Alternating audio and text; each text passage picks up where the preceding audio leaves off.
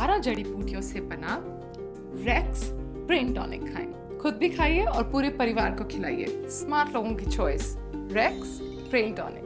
कासगंज दंगे को लेकर जिस तरह से राजनीति शुरू हो गई है और एक तरफा कार्रवाई के इल्ज़ामात लग रहे हैं यूपी पुलिस के ऊपर, उसके साथ ये कहा जा रहा है कहीं ना कहीं सरकार की शह पर ये पूरी कार्रवाई चल रही है। हमारे साथ दिल्ली के शाही जामा मस्जिद के शाही इमाम सैयद अहमद बुखारी साहब हमारे साथ मौजूद हैं। हम उनसे बात करेंगे। इमाम साहब, पहली प्रतिक्रिया क्या है आपकी इन फसादात को लेकर? बुनियादी सवाल ये है कि जो लोग कासगंज में तशद्दुद पर आमादा थे उनको खुली छूट दी गई वहाँ पर, और जब एक फ़िरक़े के लोग यौम जमहूरिया के मौके पर झंडे सलामी की तकरीब कर रहे थे और बाकायदा उन्होंने पुलिस से इजाज़त ली हुई थी, तो दूसरे फ़िरक़े के लोगों को उस रास्ते से जुलूस की इजाज़त क्यों दी गई? और फिर उसके बाद ये इल्ज़ाम लगाया गया कि उन्होंने फायरिंग की, और ये भी इल्ज़ाम लगा कि वहाँ पर पाकिस्तान जिंदाबाद के नारे लगे, जबकि हकीकत इसके बिल्कुल बरक्स है कि नारे जो लोग लगा रहे थे वो लोग थे कि जो उत्तर प्रदेश ही नहीं मुल्क में साजगार फिजा को ख़राब करने की बराबर कोशिश करते रहे, और उनका काम ही तशद्दुद फैलाना है। नारे उन लोगों ने लगाए और इल्ज़ाम मुसलमानों के ऊपर। मैं ये कहता हूं कि अगर किसी ने पाकिस्तान जिंदाबाद के नारे लगाए तो आज तो सोशल मीडिया का ज़माना है और हर वाक़े की फ़ौरन फिल्म बना ली जाती है, और दूसरे ये कि जब जुलूस निकलते हैं तो इंतज़ामिया की जिम्मेदारी होती है कि वो उस जुलूस की वीडियो बनाए। तो मैं ये कहता हूं कि इंतज़ामिया ने तो वीडियो बनाई होगी, वो वीडियो कहाँ है? और आम लोग भी आमतौर से वीडियो बना लेते हैं, जबकि जुलूस आमने सामने थे तो यकीनन उसकी वीडियो बनाई गई है। तो आप मंजर आम पर लेकर आइए, दुनिया के सामने लेकर आइए कि वहाँ पर पाकिस्तान जिंदाबाद के नारे लगे। और तीसरी अहम चीज़ यह है कि मुसलमान जो यौम जमहूरिया की तकरीब बना रहे थे, मेरे पास जो इत्तलात आई हैं वो ये हैं कि उन्होंने पुलिस से पेश की उस तकरीब की इजाज़त ली हुई थी, और जो तशद्दुद पर आमादा दूसरे फ़िरक़े के लोग थे, क्या उन्होंने उसकी इजाज़त ली थी? और अगर इजाज़त इंतज़ामिया ने दी थी तो ज़िम्मेदारी उस पर आयद होती है कि उन्होंने एक ही रास्ते से दो जुलूस निकलने की इजाज़त कैसे दी। शुरू में डीएसपी का जो बयान आया है और डीएम का जो बयान आया है, उनका यही कहना है कि इसमें इजाज़त नहीं ली गई थी। जो तिरंगा यात्रा निकालने के नाम पर वहाँ पर पहुँचे थे तो कहीं ना कहीं माहौल ख़राब करने की उनके ज़रिए कोशिश की गई। लेकिन अब जिस तरह से कार्रवाई देखने में आ रही है, उन डीएसपी को हटा दिया गया है, और जो बयान आया था डीएम का उसको लेकर भी जो डिप्टी सीएम उनका बयान आया, बरेली के डीएम को लेकर बयान आया, तो कहा जा सकता है कि उत्तर प्रदेश में एक तरफा कार्रवाई देखने में आ रही है। हकीकत यह है कि जो वाक़ई की सही तस्वीर मुल्क के सामने पेश करे वो मुजरिम है। बरेली के डीएम ने हकीकत बयान की और उसके बाद उसको कहा गया कि इसको सज़ा मिलेगी। यानी जो इस मुल्क में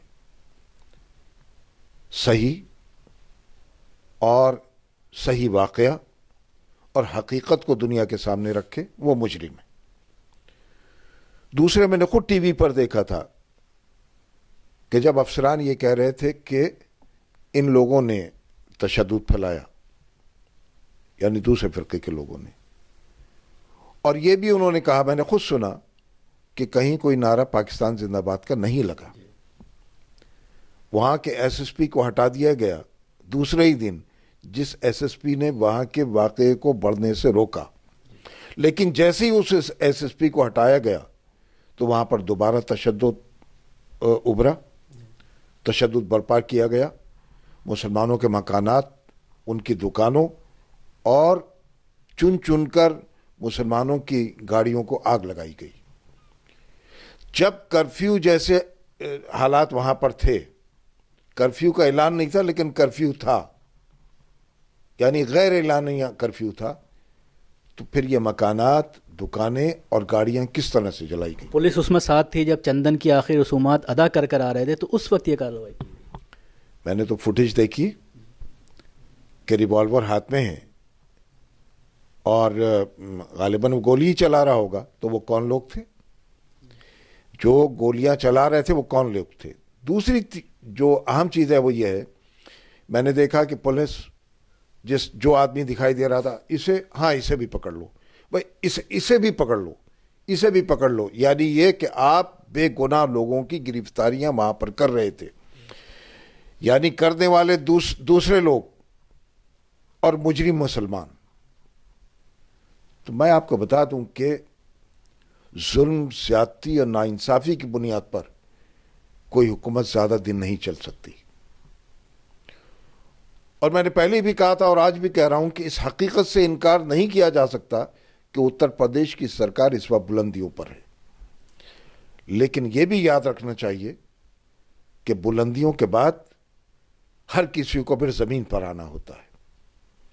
تو وہ اس زوم میں نہ رہیں کہ آج ان کے پاس اقتدار ہے تو آنے والے کل میں بھی ان کے پاس اقتدار رہے گا.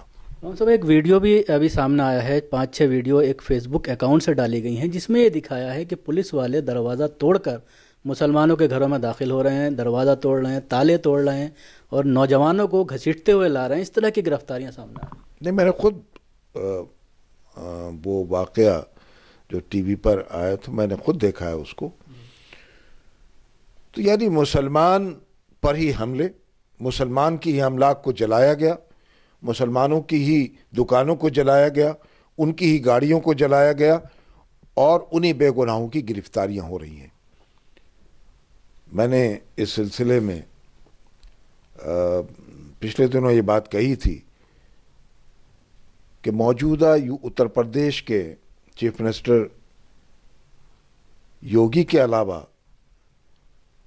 اگر موجودہ ہوم منسٹر راجناتھ سنگھ کو وزیر اعلیٰ بنایا گیا ہوتا تو میں سمجھتا ہوں اتر پردیش کی لا اینڈ آرڈر کی صورتحال وہ نہ ہوتی جو آج ہے. اور کل میں قومی اقلیتی کمیشن کے چیئرمین سے بھی اس سلسلے میں ملا اور میں نے پورا واقعہ ان کے سامنے رکھا، تمام جو حقائق تھے ان کے سامنے رکھے ہیں کہ ہم یہ کہتے ہیں کہ اگر کوئی مجرم ہے تو ہم اس کی حمایت نہیں کریں گے، لیکن آپ ثابت تو کیجئے کہ مسلمانوں نے گولی چلائی، مسلمانوں نے پاکستان زندہ باد کے نعرے لگائے، مسلمانوں نے آگے لگائیں، مسلمانوں نے وہاں پر افواہیں پھیلائیں. افواہیں پھیلانے والے وشو ہندو پریشد اور دوسرے لوگ تھے، اور اس کے بعد الزام مسلمانوں کے اوپر. جبکہ ایک اپادھیائے نام کا جو ایک نوجوان تھا اس کے تعلق سے افواہ پھیلائی گئی کہ اس کو مار دیا گیا ہے اور اس نے تھانے میں پیش ہو کر یہ کہا کہ میں تو زندہ ہوں، میرے تعلق سے غلط خبر پھیلائی جا رہی ہے. تو پوری انکوائری ہونی چاہیے اور ایسی انکوائری کے حقائق سامنے آ سکے اور قصورواروں کو قرار واقعی سزا مل سکے. کیا کہنا تھا قومی اقلیتی کے چیئرمین صاحب کی ملاقات ہوئی، حالانکہ ان کے اوپر بھی طرح طرح کے الزامات لگتے ہیں، جس طرح کے بیانات آتے ہیں ان کے، اور خاص طور سے اس فساد کو لے کر بھی ان کا بیان کافی چرچا میں رہا. نہیں، میں نے جو حقائق تھے ان کے سامنے رکھے کہ دیکھیے تصویر کا ایک رخ نہیں، دونوں تصویروں کے دونوں رخ دیکھنے چاہیے. اور آپ دیکھیے کہ جب مسلمانوں نے وہاں پر اجازت لی بھی تھی اور اس کے بعد جلوس دوسرے لوگوں کا اور ایک ہی راستے سے جلوس، پھر اس کے بعد الزامات، پاکستان زندہ باد کے نعرے اور یہ تمام چیزیں، تو آپ کیا سمجھتے ہیں کیا مسلمان اس کے لیے ذمہ دار ہے؟ اگر ذمہ دار ہے تو ثبوت سامنے رکھے جائیں، نہیں تو آپ انتظامیہ سے اب سوال کیجئے، ان سے پوچھئے کن لوگوں کو گرفتار کیا گیا ہے، کتنے مسلمانوں کو گرفتار کیا گیا ہے، کتنے دوسرے فرقے کے لوگوں کو گرفتار کیا گیا ہے. آیا اس میں کیا یہ ثابت ہے جن مسلمانوں کو گرفتار کیا گیا کہ وہ مجرم ہیں یا بے گناہ لوگوں کو گرفتار کیا گیا؟ کتنے مکانوں کو، دکانوں کو جلایا گیا اور کس فرقے سے وہ تعلق رکھتے تھے؟ تو ساری چیزیں ہیں. پھر اس کے بعد آپ کو ساری چیزیں ملک کے سامنے رکھنی چاہیے. لیکن اس طرح سے اگر یہ کہ صرف تشدد، ظلم، ذاتی ناانصافی مسلمانوں کو پر ہی ہو تو پھر میں سمجھتا ہوں کہ اقلیتی کمیشن کو پھر پر جو اعتماد ہے وہ پھر اعتماد اٹھ جائے گا.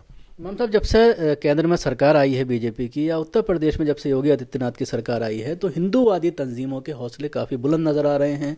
किसी भी इलाके में चले जाते हैं और नारे लगाए जाते हैं, अगर हिंदुस्तान में रहना होगा तो वंदे मातरम कहना होगा, या पाकिस्तान मुर्दाबाद के नारे, इस तरह के नारे लगाकर किस तरह की चीज़ ये लोग साबित करना चाहते हैं? देखिए, ये नारे कोई नए नहीं, ये तो 70 साल से मुसलसल इस किस्म के नारे, और वो लोग जो मुख्तलिफ तंजीमें बनाकर और मुल्क के माहौल को बिगाड़ने की कोशिश कर रहे हैं, ये लोग करते रहे।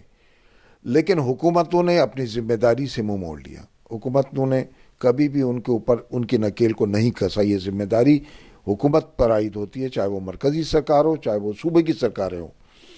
लेकिन उत्तर प्रदेश में आज इस तरह की तंजीमें बहुत ज़्यादा सरगर्म है, जिनको लगाम देने की ज़रूरत है। अगर उनको लगाम नहीं दी गई तो मैं समझता हूँ कि मुल्क तशद्दुद की तरफ जाएगा, जो मुल्क के लिए ख़तरनाक होगा। हम नहीं चाहते कि आपस में नफ़रतें बढ़ें, हम नहीं चाहते कि दीवारें आपस में बढ़ें। हम चाहते हैं कि हिंदू और मुसलमान जो इस मुल्क में सदियों से रहते आए हैं, ये सिलसिला बरकरार रहे और ये नफ़रतों की दीवारें जो हैं वो ख़त्म हों।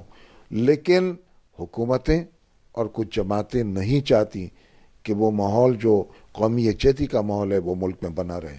तो जिम्मेदारी तो रियासतों की सरकारों के ऊपर और मरकज़ी सरकार के ऊपर है। लेकिन आज उनको खुली छूट मिली भी है। उत्तर प्रदेश में तो और ज़्यादा खुली छूट मिली हुई है, क्योंकि जो आज चीफ मिनिस्टर बने हुए हैं उत्तर प्रदेश में, उनकी तकारीर आप इलेक्शन से पहले की उठाकर सुन लीजिए कि जब इलेक्शन हो रहा था तो उन्होंने किस तरह पूरे उत्तर प्रदेश में जहर फैलाने की कोशिश की थी। तो एक ज़िम्मेदार शख्सियत को इस तरह के बयानात और इस तरह की तकारीर से परहेज़ करना चाहिए जो मुल्क के लिए ख़तरनाक है। इमाम साहब, कल जिस तरह से राम गोपाल यादव का बयान आया, नरेश अग्रवाल का बयान पार्लियामेंट के अंदर भी आया और बाहर भी बाइट दी मीडिया को, तो उसमें उन्होंने ये कहा कि हिंदू की गोली से ही चंदन मरा है और मुसलमानों को फंसाया जा रहा है। अब उनके पास कोई सबूत है तो उनको हुकूमत के सामने रखना चाहिए। अगर वो हकीकत बयानी से काम ले रहे हैं तो आप सबूत के साथ हुकूमत से बात कीजिए ना। लेकिन जब उनकी सरकार थी और उस वक्त तशद्दुद बरपा था पूरे उत्तर प्रदेश में, कत्ल हो रहे थे, मारा जा रहा था, मुसलमानों का कत्लेआम हो रहा था, मुजफ्फरनगर बना, बेगुनाह लोगों को मारा गया, तो उस वक्त कौन जिम्मेदार था? उसको भी आप कबूल कीजिए, क्योंकि हम तो 70 साल से भुगत रहे हैं। ये एक लामुतनाही सिलसिला है पूरे मुल्क में कि जहाँ हुआ मुसलमानों के ऊपर हमले, चाहे वो अखलाक का कत्ल हो, चाहे वो पहलू खां का कत्ल हो, चाहे वो दूसरे बेगुनाह लोगों का कत्ल हो, ये तो बराबर होते रहे। कहीं ना कहीं सियासी इसमें पूरा देखिए, आज वोटों की सियासत हो रही है। कोई जहर फैलाकर वोट हासिल करना चाहता है और कोई मुसलमानों की हमदर्दियां हासिल करके वोट हासिल करना चाहता है। तो मैं नहीं समझता कि इस मुल्क में अब कोई पार्टी सेकुलर रह गई है, क्योंकि हमने तो 70 साल में यही देखा कि जिसने भी सेकुलरिज्म का नारा दिया, जब इलेक्शन आया तो उसके बाद उसी ने मुसलमानों के ऊपर जुल्म, ज़्यादतियाँ, नाइंसाफ़ियाँ की और उनके मसाइल से मुंह मोड़ लिया। अगर इन जमातों ने मुसलमानों के मसाइल के ऊपर तवज्जो दी होती तो आज मुसलमानों की हालत ना होती। तालीम के मैदान में वो पीछे हैं, रोज़गार उनके लिए इस मुल्क में कहीं है ही नहीं। तहफ़्फ़ुज़ की अगर अब बात करें तो कोई शहर और कोई गांव और कोई कस्बा जहां पर अक़लियतें रहती हैं वो महफूज नहीं है और उनके ऊपर हमले हो रहे हैं। तो अगर आज समाजवादी पार्टी के लीडर ने कोई बात कही है तो उसका सबूत हुकूमत के सामने पेश करें। सिर्फ ज़बानी जमाखर्च से काम नहीं चला करता। इमाम साहब, जिस तरह से उत्तर प्रदेश की अगर कासगंज की बात करें, ख़ास तौर से काफ़ी तंजीमें कल गई थी, तो उनका ये कहना है कि वहाँ पर मुसलमान डरे हुए हैं। ख़ास तौर से जिसको गिरफ़्तार किया गया है इस कत्ल के मामले में, उसका पूरा घर ऐसे खुला हुआ खाली पड़ा हुआ है, पूरे घर को छोड़कर परिवार वाले चले गए हैं और कोई भी जो चश्मदीद गवाह है वो भी सामने नहीं आ रहा, क्योंकि कोई भी अगर सामने आता है तो पुलिस उसको गिरफ़्तार कर रही है। तो क्या कहना चाहेंगे, मुसलमान किस तरह का वहाँ पर लाहे अमल तैयार करें? देखिए, डर और खौफ का माल तो पूरे उत्तर प्रदेश में, सिर्फ कासगंज नहीं। कासगंज में जो आज फसाद हुआ है तो फसाद की वजह से वहाँ ज़्यादा डर व खौफ है। लेकिन अगर पूरे उत्तर प्रदेश की मैं बात करूँ तो पूरे उत्तर प्रदेश में डर व खौफ का माहौल है। लेकिन मैं हुकूमत को ये भी बता दूँ, उत्तर प्रदेश की सरकार को, कि किसी भी कौम को ज़्यादा देर तक दबाए नहीं रखा जा सकता और नविश्ता दीवार उत्तर प्रदेश के वज़ीर आला को पढ़ लेनी चाहिए। क्या सबक लेना चाहिए उत्तर प्रदेश सरकार को? जो अभी ज़िमनी इंतखाबात हुए हैं, राजस्थान के जो रिज़ल्ट आए हैं या पश्चिमी बंगाल में जो रिज़ल्ट आए हैं, उससे सबक लेना चाहिए? देखिए, जीत और हार तो होती रहती है। पार्लियामेंट और असेंबली के आइंदा इलेक्शन में किसकी जीत होगी और किसकी हार होगी ये नहीं कहा जा सकता, लेकिन हम किसी के जीत पर बहुत ज़्यादा खुश भी नहीं होंगे, क्योंकि हम किसकी जीत पर खुश हों? किसने हमको क्या दे दिया?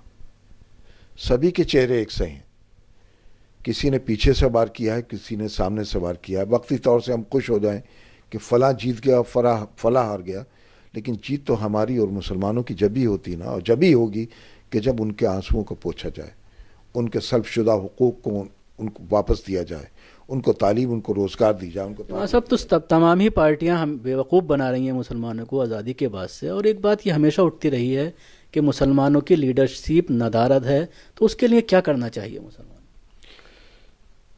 देखिए, लीडरशिप कोई आसमान से तो उतरेगी नहीं, और जो है इन्हीं में से तय करना होगा कौन मुसलमानों का लीडर होगा। लेकिन हमें दिल बड़ा करना चाहिए,